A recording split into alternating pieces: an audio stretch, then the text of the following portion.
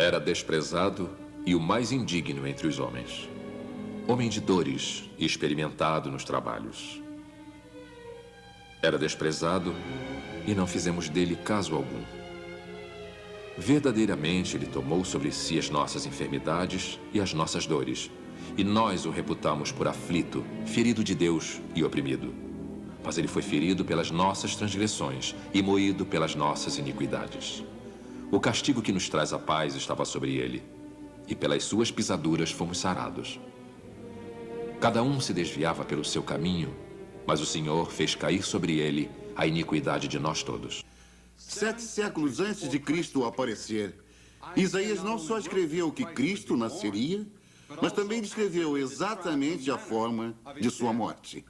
Com as várias traduções atualizadas que têm surgido nos últimos anos, ficou fácil esquecer que a Bíblia é um documento antigo. Provavelmente a coleção mais antiga de escritos ainda existentes no século XX. Mas o espírito e propósito da Bíblia têm tanta pertinência hoje como quando foi escrita. Quando lemos Gênesis, isso fica claro. Quando Adão separa a raça humana de Deus, um vasto mistério de grandes consequências foi colocado em movimento. O mistério da redenção. É sobre isso que a Bíblia trata. E não existe outro livro que possamos nos voltar para a solução desse mistério. Quando a história destas páginas são contadas na totalidade, vemos o propósito da Bíblia. A história de 2 homens, Adão e Cristo.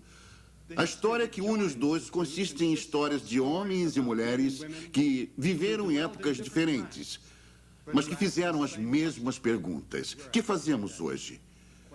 Qual o significado da vida? Por que existe sofrimento? Por que tenho que morrer? E como conhecer a Deus? Quando eu olho para a morte de Jesus Cristo, vejo o testemunho eterno de Deus ao estado pecaminoso do homem. Foi na cruz que Cristo aceitou a punição por nosso pecado. A Bíblia diz que aquele que não conheceu o pecado fez pecado por nós, para que nele fôssemos feitos justiça de Deus. Naquela hora de trevas, Jesus suportou a culpa e a vergonha da humanidade, para que assim todo aquele que nele crê não pereça, mas tenha vida eterna. Esta é a maravilhosa mensagem da morte e ressurreição de Jesus Cristo. Mas onde está o homem quase 2000 anos mais tarde? O que aconteceu nessas centenas de anos? Estamos exatamente onde Jesus disse que estaríamos. No capítulo 24 de Mateus, Jesus Cristo foi interrogado por seus discípulos. Dize-nos, quando serão essas coisas e que sinais haverá de tua vinda e do fim do mundo? Jesus não predisse um futuro de paz perpétua, como muitas pessoas pensam. Ele predisse uma sequência interminável de desordem e tragédia até que ele próprio retorne. Muitos desses sinais estão presentes atualmente. Nunca houve uma época, por exemplo, em que pessoas ficassem tão nervosas, tão facilmente ofendidas. Milhares de famílias estão ruindo todos os meses sob devastadoras pressões da vida moderna. Em algumas partes do mundo, com o aumento da pressão, pessoas estão sendo traídas pelos próprios membros da família. Como disse um psicólogo, amigo meu, outro dia, corremos o perigo de um total colapso psicológico. Nunca houve uma época em que homens e mulheres tentaram tão desesperadamente se divertir como atualmente. Parece que todos estão em busca da felicidade, da paz e do prazer. A Bíblia diz, até no riso terá dor o coração.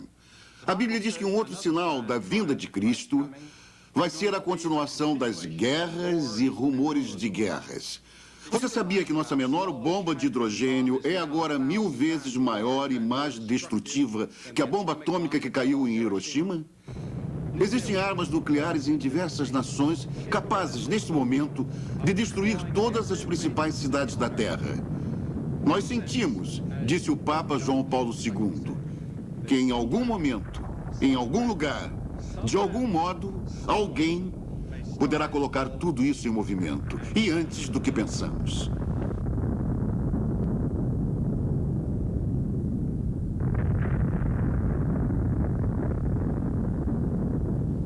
A segunda vinda de Cristo será tão revolucionária que mudará cada aspecto da vida neste planeta. O homem viverá como Deus pretendia originalmente que ele vivesse.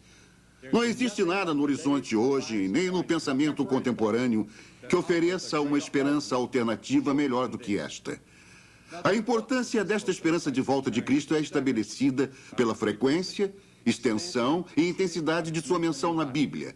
Ela é mencionada em todos os livros do Novo Testamento. Com exceção de 4, Cristo referia a sua volta não apenas aos seus discípulos, mas a outras pessoas.